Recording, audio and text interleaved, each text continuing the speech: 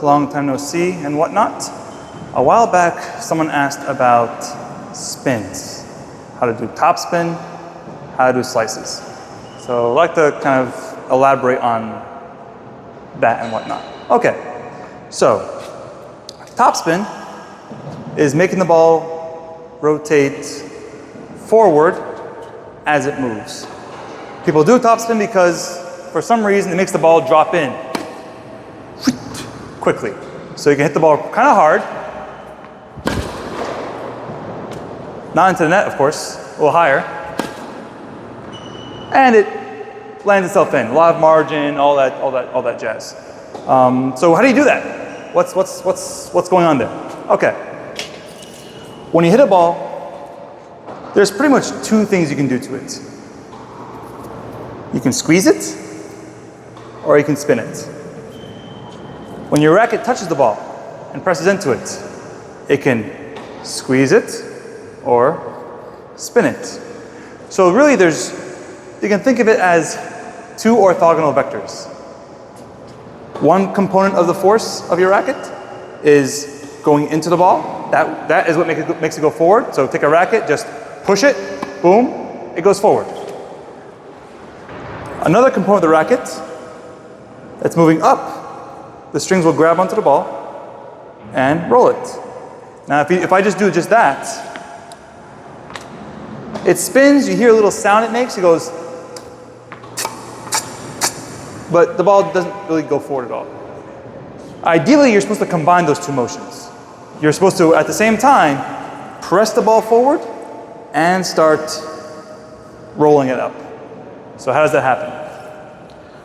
When I see people attempt topspin for the first time, what usually happens is some sort of weird shanky mishit thing. They're making the racket move up very quickly, and there's never really clean. It's all a bunch of ouch, hitting the ball at weird angles. They'll try to tilt the racket and do all sorts of fancy stuff.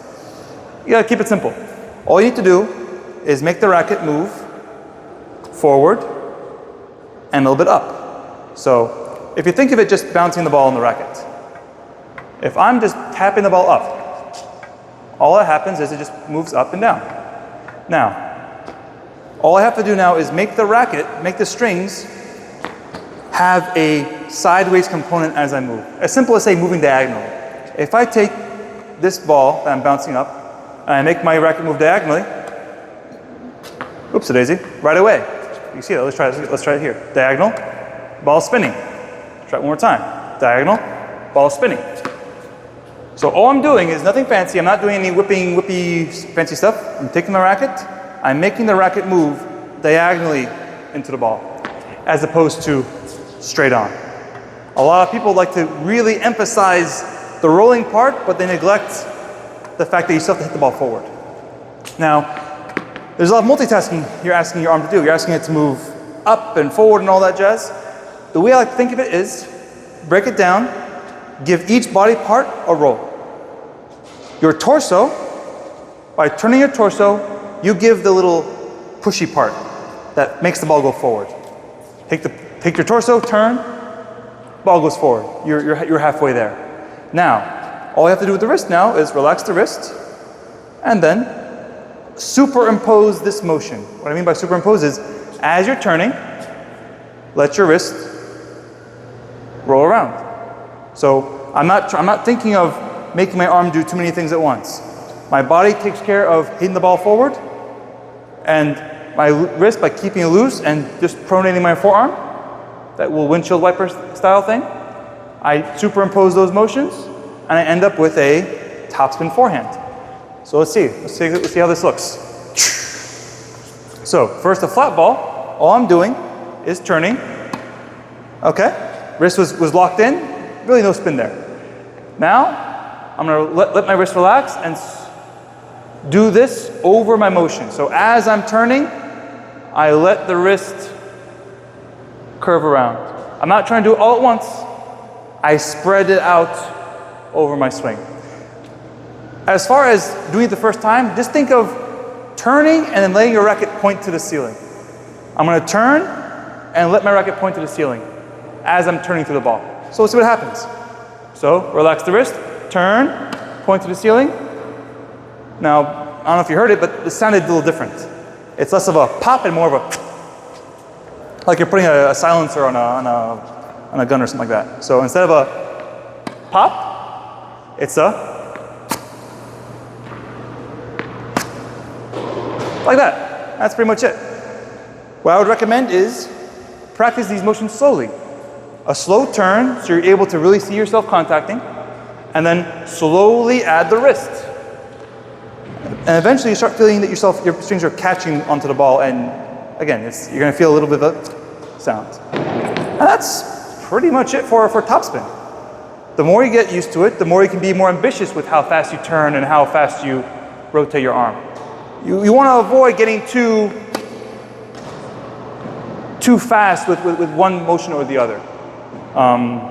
I see a lot of times where a person will try to really just make the racket go across the body quickly, and then they have to really muscle it over. And what you're risking yourself doing is you're going to try put all this force into the ball, and the ball doesn't really like go where you want it to go. You're not seeing the return on your investment. If you make sure you're generating power with your turn. I can't say it's enough. The turn, okay? Those two balls are flying out. Now if I add the wrist, turn, wrist, they land in. They curve in and shoot up. And that's pretty much it. Backhand, same thing too. For the backhand, keep the wrists nice and loose. So let the right wrist drop. See if it breaks, the whole thing comes down. And then as you turn, left wrist points the racket up. Let it fall, turn, point it up. If I do it slowly, fall, turn, point it up. See? That's it. All you have to do is take the racket, make it move this way and this way. So with your arm you do this, and your whole body you turn. So see right now, it looks like a topspin-ish thing. Again, it's like you're patting your head, rubbing your belly, tapping your head. Just two motions, each body part does its own thing. Torso does the power, wrist does the windshield, and you just put them together, boom, you get a shot. All right, hopefully that makes sense for topspin. For slices, same thing. You're making the ball, instead of rolling forward as it goes, it's gonna roll backward as it travels. Now, I guess as a little tangent here, what's going on with the spin? When a ball is rotating in place, the top and the bottom, it's just rolling in place. But if the ball is moving as it rotates, the air that flows into it, the top of the ball is kind of going against the air that's flowing over it. So you see that the top of the surface, the surface of the ball is kind of going into the air. It's running into the air, and the bottom of the ball is flowing with the air. So the air pressure on the top is going to be more than the air pressure on the bottom. Think of, if you put your hand out the window while you're driving, you're going to feel the air pressure there. You're stopping the air. You're making the air slow down. So the air is going to push back. You're going to feel the force on it. But if you let your hand, move it with the wind, you don't feel the force anymore. So what happens now is, if the ball is rolling forward as it moves, there's more air pressure on the top than on the bottom. So there's a force now pulling it down on top of gravity.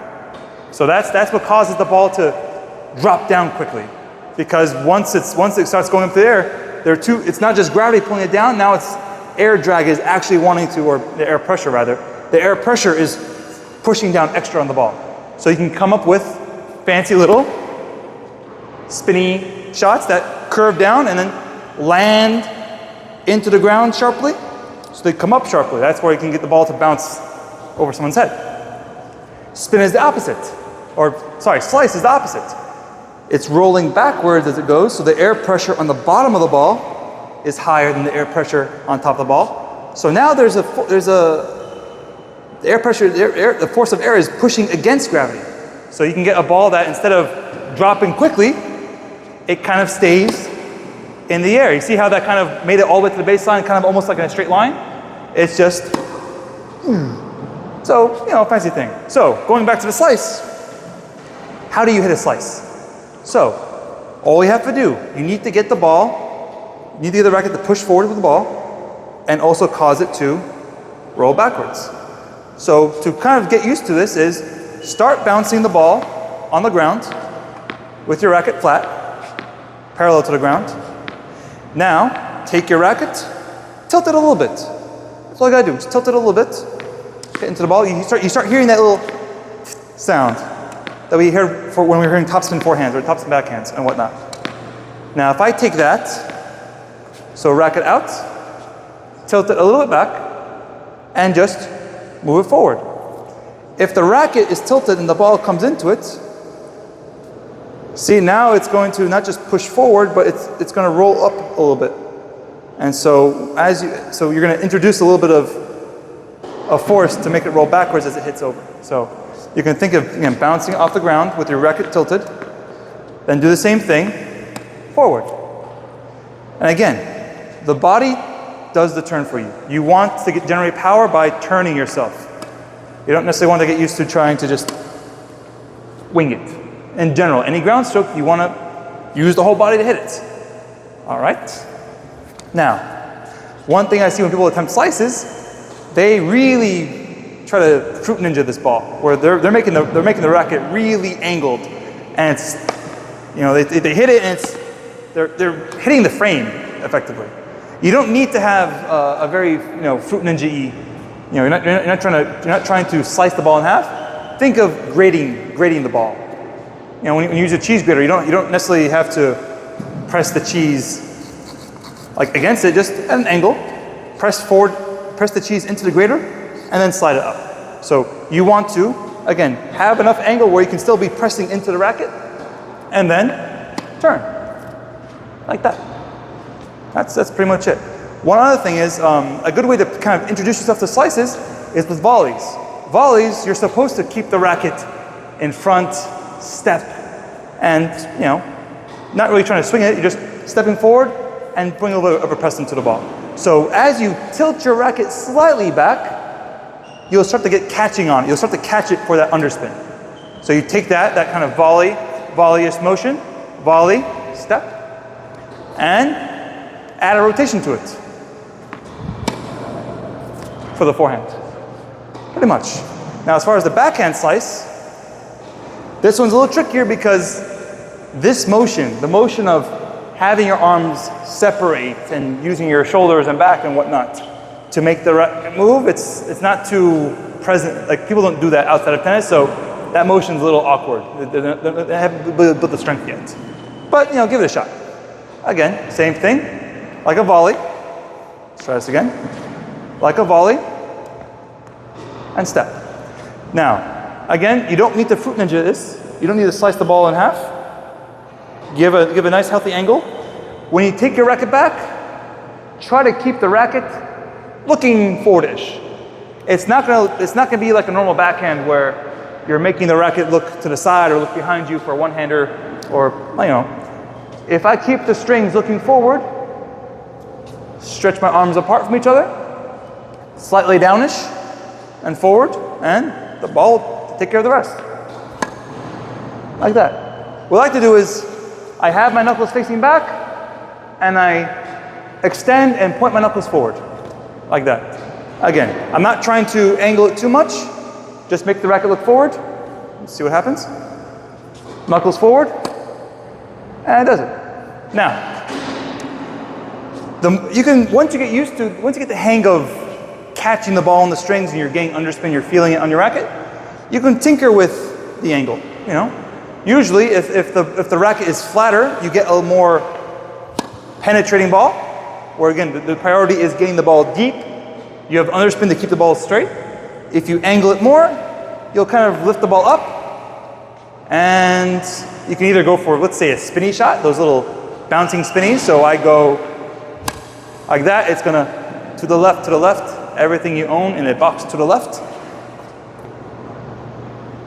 Or a drop shot, where you just kind of float it up, and maybe next time I'll make it.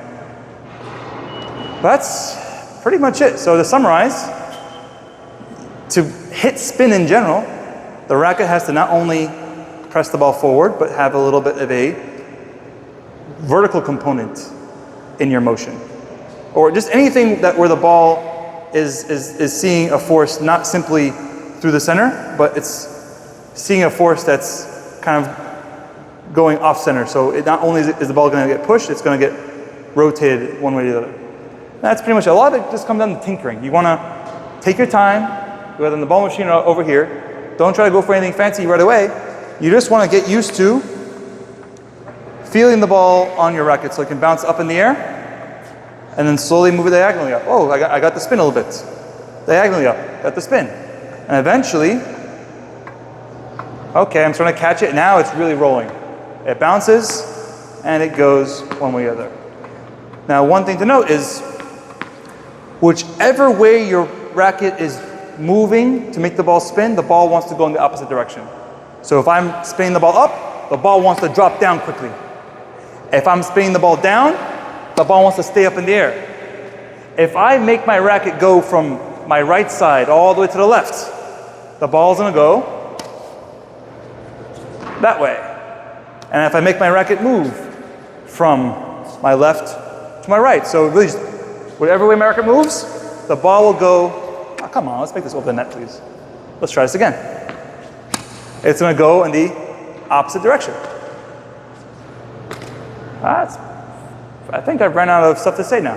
All right, so any questions, comments, concerns, grievances, suggestions, feedback, you know where to find me.